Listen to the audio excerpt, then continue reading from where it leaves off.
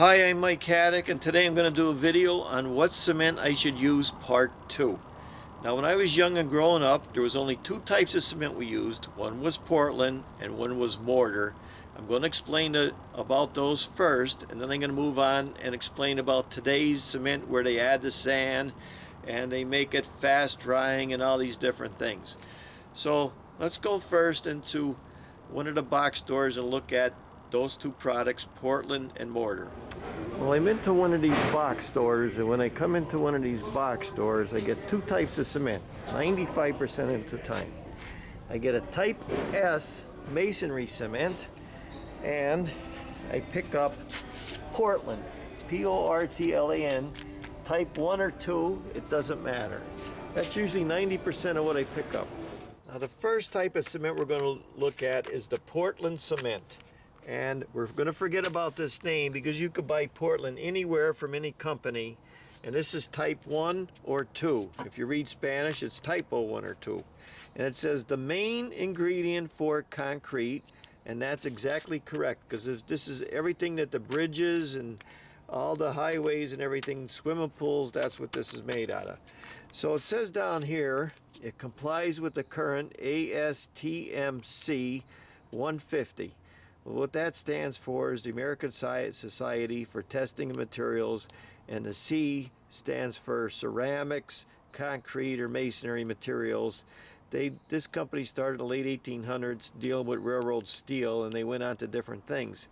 Now, God bless them, they got a good information, but we're not going to go with them. We're going to go with the MHSOHK, which is the Mike Haduck School of Hard Knocks.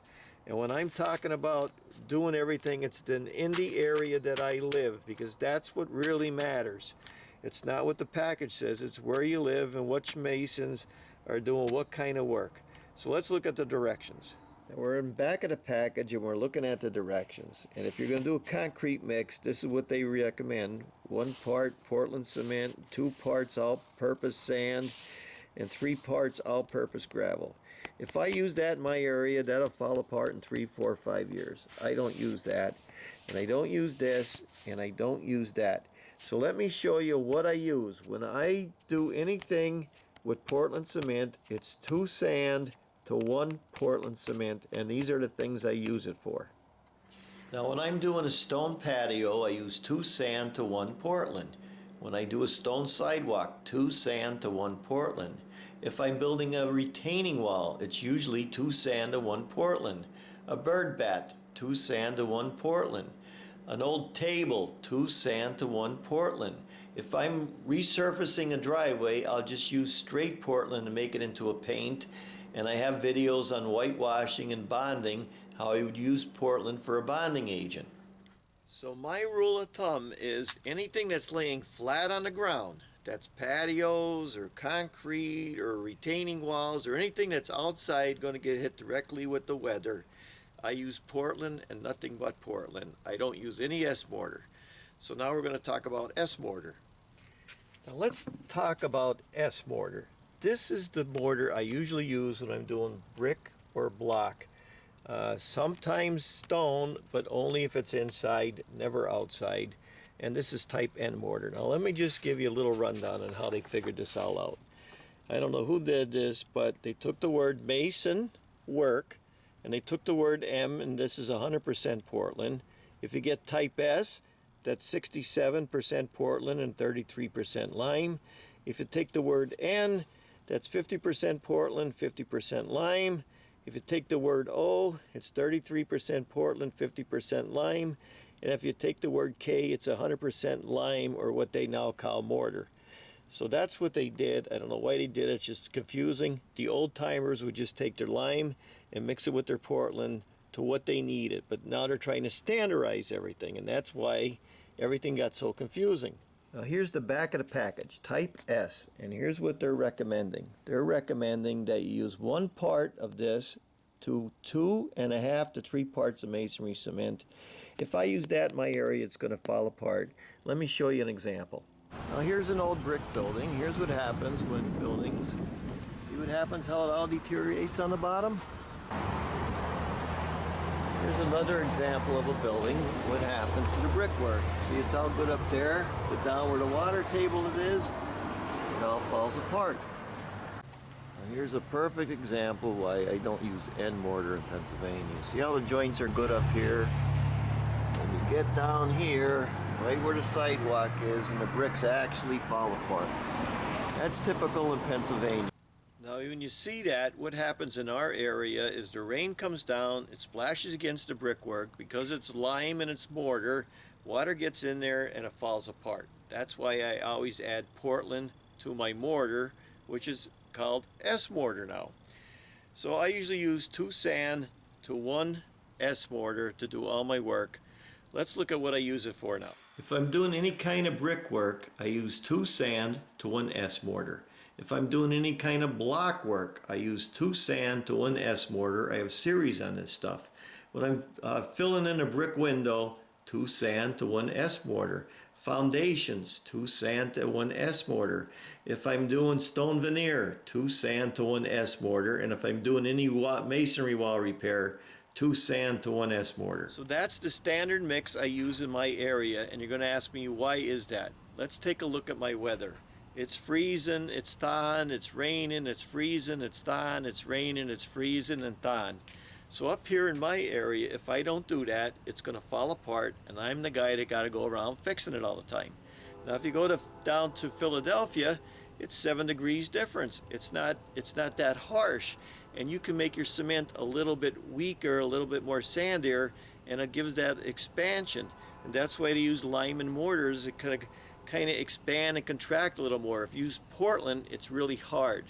A lot of different views on it. It depends on what you're using it, but that's basically the gist of it.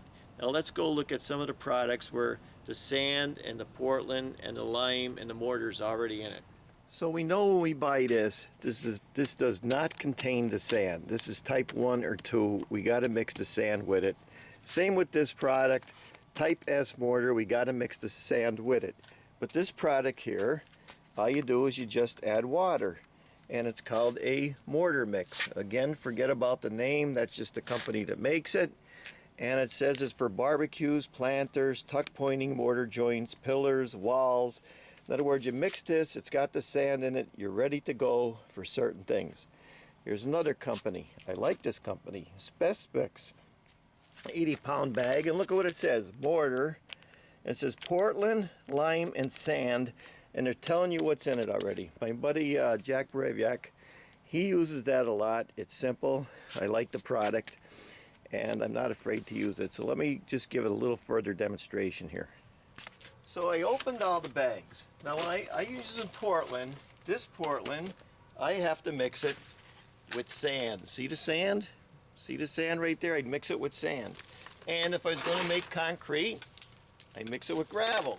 That would be my concrete. And my mix where I live in northeastern Pennsylvania would be 1.5 shovels of Portland to 2 shovels of sand to 2 shovels of gravel. Then I know I'm good. Now, if I get over here, same thing, and I'm doing, I want to show you this too. You see it's a little bit, see it's starting to get hard already. So another thing I want to tell you is when you buy this stuff, as soon as you get it, put it in a plastic bag and seal it up. It'll last a lot longer. But if I'm doing brickwork, 1 part mortar, and I'd get 2 of sand, and I'd mix it up, and that would be my mix for brickwork. I wouldn't mix gravel with it because it's not concrete. Now this stuff right here, you can't barely see it, but it's got the sand already in it. All you got to do is add water, and the same thing with the Spec-Mix. And this, my buddy Jack Breviak likes a lot. He does a lot of plastering with it because it's like a finer sand. So every mason that I know has their own mixes. Now let's just say I'm using this, or I'm using this, and I think I want it a little harder for some reason. I might add a little bit Portland to it. So when they came out with this type S and type O and everything, they confused everybody. The old timers used to just take the mortar, or you just take the Portland and mix the sand according to the way they wanted to use it. And they're trying to standardize everything. You can't use it. So I hope that makes sense. So here's one of the biggest points I'm trying to make. What works in Florida doesn't work in Pennsylvania. What works in Pennsylvania doesn't work in Alaska. What works in Alaska doesn't work in Southern California. It's all different. They use different mixes. They might add a little more sand or a little less sand, depending on what you're doing and where you're doing it. Weather is one of the biggest factors. Now, if you've seen my videos on Conway Castles, one of my favorite ones, they use lime over there, but their weather's different, and that's all they had. You see my videos on the Great Wall of China, or the pyramids, or all these other videos I do, they use different stuff. You gotta basically ask the local guys. When you're buying a product, ask the local guys what they use in their area and what works. They're the guys that really know. Now, in 95% of my videos, I show you what mix I use for that situation in my area. So let's go over my 2 rules of thumb. First of all, if it's Portland and it's laying flat on the ground, this is the stuff I use it for. Now, when I'm doing a stone patio, I use 2 sand to 1 Portland. When I do a stone sidewalk, 2 sand to 1 Portland. If I'm building a retaining wall, it's usually 2 sand to 1 Portland. A bird bat, 2 sand to 1 Portland. An old table, 2 sand to 1 Portland. If I'm resurfacing a driveway, I'll just use straight Portland to make it into a paint. And I have videos on whitewashing and bonding, how I would use Portland for a bonding agent. So my rule of thumb is anything that's laying flat on the ground, that's patios or concrete or retaining walls or anything that's outside going to get hit directly with the weather, I use Portland and nothing but Portland. I don't use any S-mortar. Now let's go to my next rule of thumb. If it's up and down, it's brickwork or blockwork, it's usually mortar, and this is what I use it for. If I'm doing any kind of brickwork, I use 2 sand to 1 S-mortar. If I'm doing any kind of block work, I use 2 sand to 1 S-mortar. I have series on this stuff. When I'm filling in a brick window, 2 sand to 1 S-mortar. Foundations, 2 sand to 1 S-mortar. If I'm doing stone veneer, 2 sand to 1 S-mortar. And if I'm doing any masonry wall repair, 2 sand to 1 S-mortar. So that's it. That's my 2 rules of thumb. If it's up and down, it's usually S-mortar. If it's laying flat, it's always Portland. Now, back in the old days, they made all the castles and everything with lime because that's all they had, and now they call it mortar. They keep changing the names. And Portland is the newer stuff. This was started using in the early 1900s, and they started making highways and bridges and everything at it. But cement is not a glue, it's a binder. That's what you're doing. You're binding everything together. Mortar gives a little bit of stretch and flexibility. Portland's pretty solid. Anybody drives down a highway knows it's pretty solid. I go 100% with everything I said from my first video, what cement I should use, part 1. And I also did a series, which is real important. If you really want to know the basics on how to use this, go to my series. It's called Masonry Tips for Beginners. I have 3 of them, part 1, part 2, and part 3, and that gets you the gist on how to use all this stuff. Sometimes I get comments where people tell me that you can't use anything in these historic buildings except lime, or what they call mortar. If you go to the Indiana Limestone Handbook, and these are the people that provide the limestone for the cathedrals, page 22, it shows where they do add Portland to it. Now, when I went to Washington, D.C., and I went to the Washington National Cathedral, I did a little interview with the mason who does this kind of work on the cathedral. And he does use Portland, and he talked about it at the end. But the rule of thumb, and any time you're building something with cement, is the cement should be softer than the product you're working with. In other words, if this was granite, the cement should be softer than the granite. If this is limestone, the cement should be softer than the limestone. That's the rule of thumb you use when you're working with cement.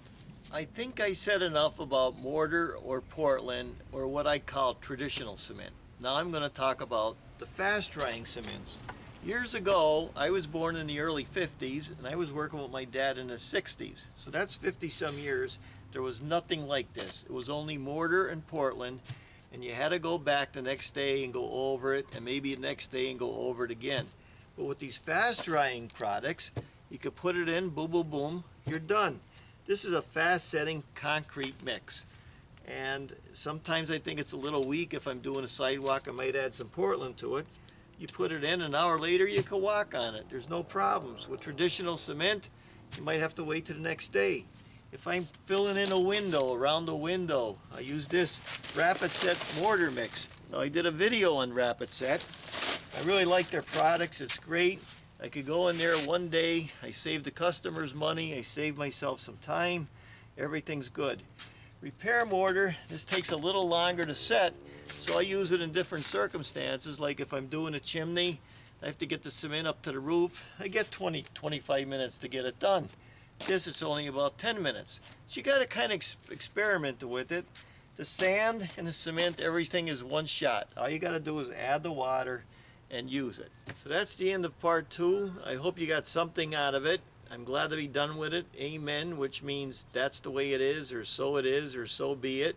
Everybody's got a different opinion on what cements to use. I'm trying to get that point across, and it depends on the weather in your area, what you use or what you mix. So until next time, I'm Mike Haduck. That's it.